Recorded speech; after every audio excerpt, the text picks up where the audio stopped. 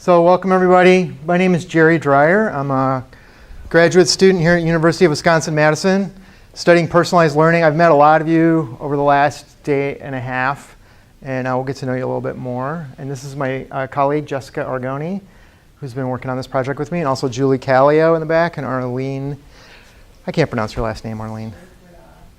Okay, Arlene S. And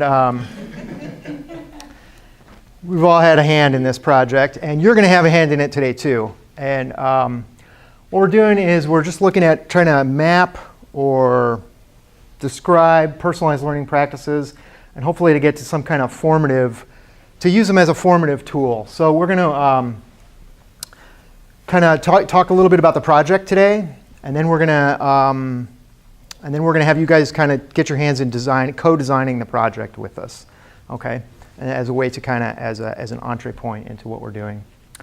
So we'll do a couple activities with that. We'll do some card sorting activities, and we're going to actually have you writing in small groups, in teams, to kind of write descriptors of personalized learning practices, and then we'll kind of compare those with the descriptors that we've written over the past several months of our research on this, and then we'll kind of compare those, and we can kind of have sort of a dialogue about that. So we'll see where we kind of wind up in our respective design processes. So a little bit about the background. We're trying to develop a formative mapping tool for personalized learning practices. So in that respect, this would be useful for teachers or other people using personalized learning to have a formative tool where they can look at their own practice and say, what am I doing? How does what I'm doing map out? Okay, like if I look at my conferring, for example, what am I doing right now in my practice, and how can I improve it? How can I grow that or take that to the next level? Or if I'm using a learner profile, how can I develop that and grow that to the next level? Okay. How many people in here are actually classroom teachers? Excellent. Okay, 3. Okay, so we've been primarily doing this with a lot of classroom teachers. So this would be great actually to do it with like a lot of less classroom teachers. So maybe if you're not a classroom teacher, what are you? What are you doing? Somebody just shout it out. I facilitate with students, but I'm not actually like a curriculum. I don't work with a full semester year curriculum. Okay, so you're working with students, but just not in a school.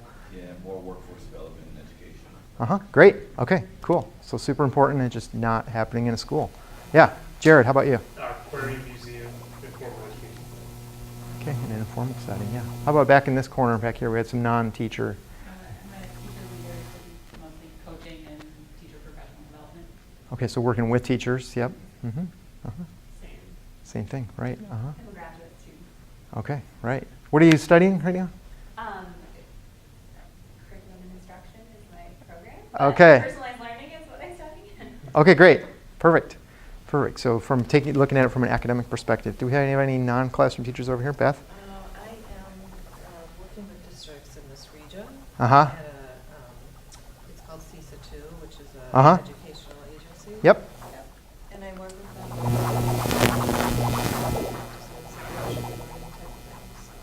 on Okay. Great. Perfect. personalized learning, Okay. All right. Okay, so since we're not all classroom teachers and maybe not all 100%, maybe we haven't all drank the personalized learning Kool-Aid yet or whatever, we're not totally in. If we're going to throw around some kind of terms that are common to it, if you're just like, what is that? Just ask, right? Or what do you mean by conferring? What does that mean or whatever? So we will talk about that, okay? So just, since there's a slightly different audience today, just whatever you need, ask us for it, okay? Okay, so we'll be able to, if we can do this, we'll also be able to like describe personalized learning like across contexts. So for example, if we look at it in a museum, or if we look at it in terms of staff development, or maybe working with administrators, using this or whatever, or in a classroom or in an academic setting, whatever, how can we kind of compare this? Right now, if you go to personalized learning schools, you'll see a lot of different things happening. There's people that are real STEM oriented and they got their 3D printers and everybody's got a Chromebook and yada yada, and you go to other places and it's all gardens and this and that, and you go to other places it's performing arts. Some look really traditional academic. So if those different contexts are doing personalized learning, how can we kind of compare them or talk about them without really being able to kind of have some kind of way to map them, okay, or place each of their practices. So that's one of the things we'd like to do with this tool. It can also help us kind of develop a common language for personalized learning. So we know in the world of professional development or any kind of capacity building, we really need to have common language that we're talking around as we grow our practices. So that will help with the implementation. Right now what we're doing is we've basically been writing a rubric for about 8 months now. And we think it's pretty good. So what we're doing now is we're kind of taking it out and getting feedback from people. And that's part of what you'll do today in the design process is like, are we on? Does this seem like a useful tool? Can we use it to measure stuff? And if we can, then we'll start doing that. Hi, welcome. Hey, Jerry. Yeah. Nice to work with you. Yeah. Back at PPA, right? PPA, right. Well, I didn't work at PPA, but I remember. Right. I forget your name, though. Matt. No, don't worry Matt. about it. Okay. It's been a long time. You got your card. Yes, welcome, Matt. Colleague from Sun Prairie. Okay, so is what I'm saying making sense so far? Good, let's do something. Let's get hands-on. So what we're going to do is, let's see, I don't know how many people there are in the room, but let's get into teams of 2. And the way I want you to get into a team is if you look at your card, there's a number on it. And I'd like you to get with somebody so that the sum of your 2 numbers is 11. Or close to 11. Okay? So if you got a 10, you're looking for a 1. If you got a 5, you're looking for a 6. Okay, great. Great. We're going to warm up our brains a little bit. We're going to do a little creative thinking. So look at your pictures now. And just come up with a team name based on 1 or more of your pictures. And you have 30 seconds to do that. 3, 2, 1, 0. All right, great. What's your team name? Empty fish. Empty fish. Wow. So that's abstract. Yes, over here. Elephant pie. Elephant pie. I think I had that once. That sounds great. How about back here? Threadlock images. Threadlock images? Yes. Nice. Well, that sounds like a band. Okay, and right here. Summer dreams of a little square. Summer dreams of a little square. Wow, nice. Okay, great.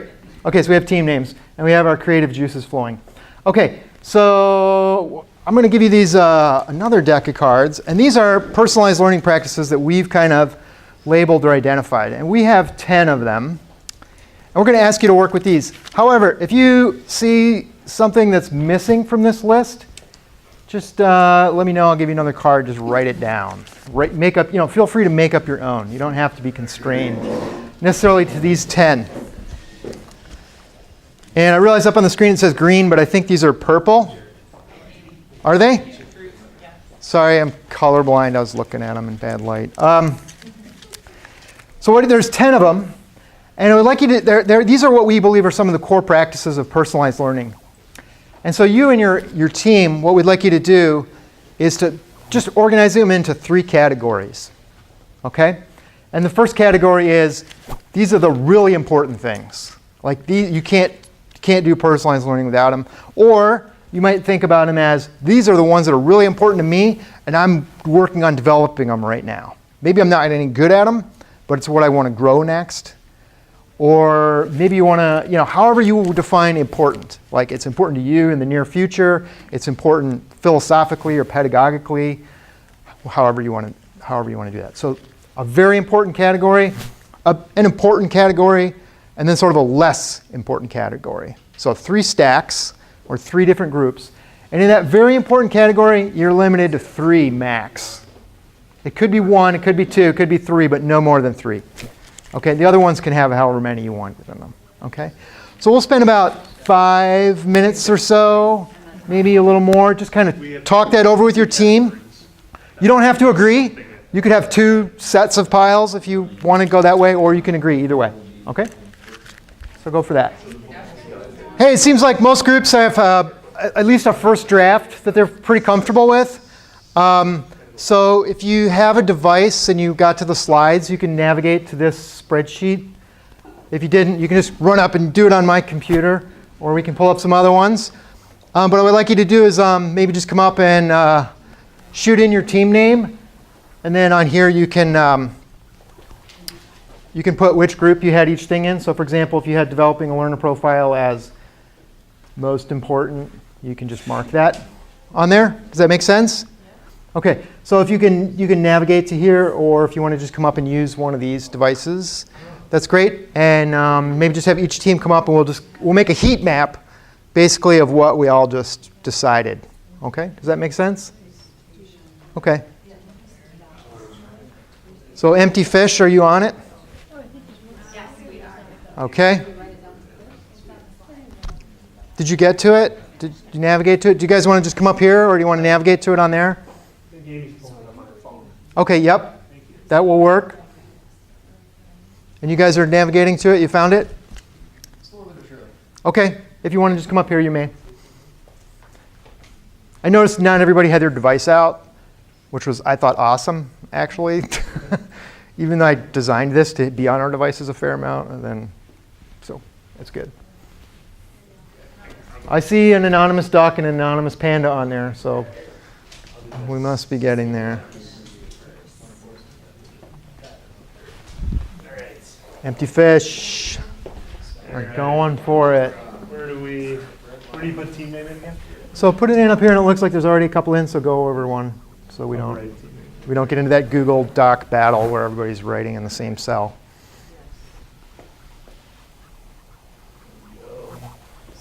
So the learner profile is one important.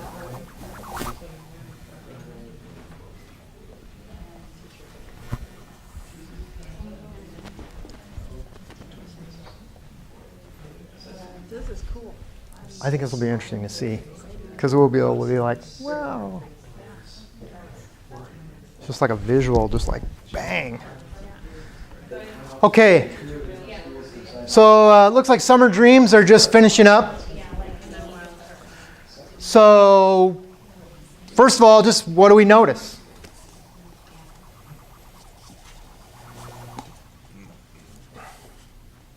It seems like we're all in agreement that developing a learner profile is like highly important to this. And then it seems like learner path and conferring seem like they're also very important to us.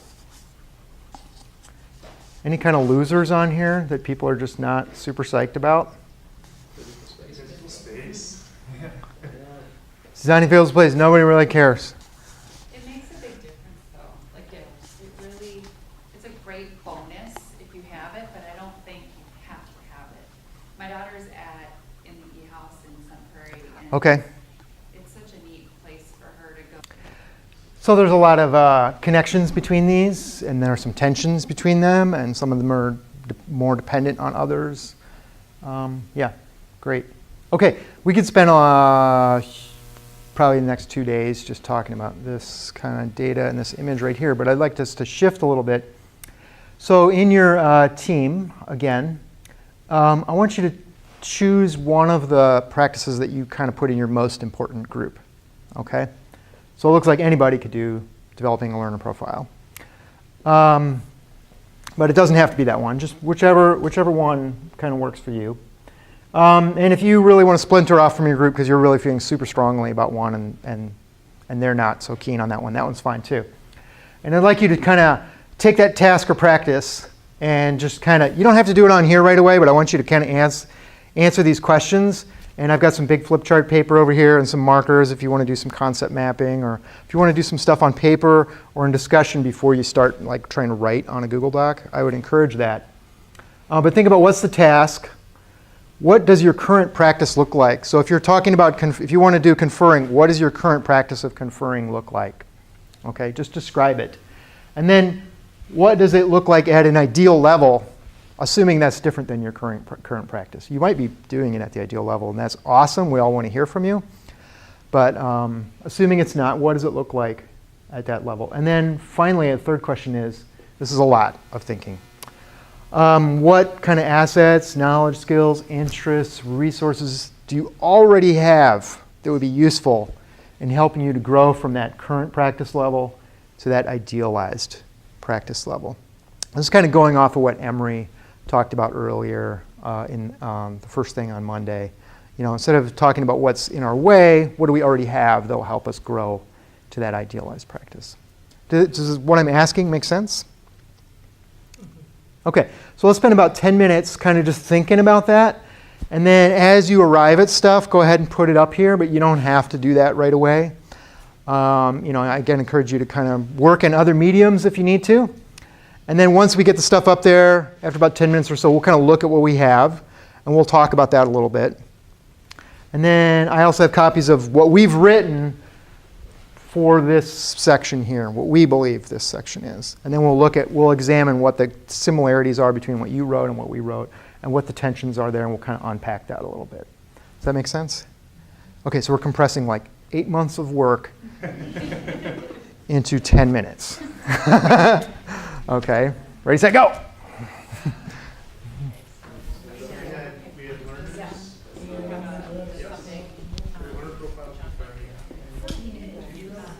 You guys want any paper or markers or anything? You want to do any drawing or anything? Okay.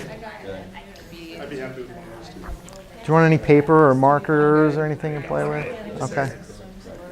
You guys want any creative tools, paper or markers, anything like that? Would that help? No, we'll just go on to the doc. Okay. All right. Simplify it. Talking about it. Great. Perfect. All right. Well, we've been doing this, asking similar questions to groups that are people that have been doing it for 8 years and people that are thinking about doing it next school year, starting 2019. And so, any answer is okay, right? It's where are you now and where do you want to be? So there's no right or wrong, right? Okay. Conversations. That's where you are now, or where you want to be. That's what it looks like. Oh, got it. That's what it looks like. Are you teaching in, what kind of school do you teach in right now? What's that? Regular elementary school. Elementary school you're teaching, okay. So you have a lot of conversations with kids, I'm sure. A lot of conversations. So like when you say a lot,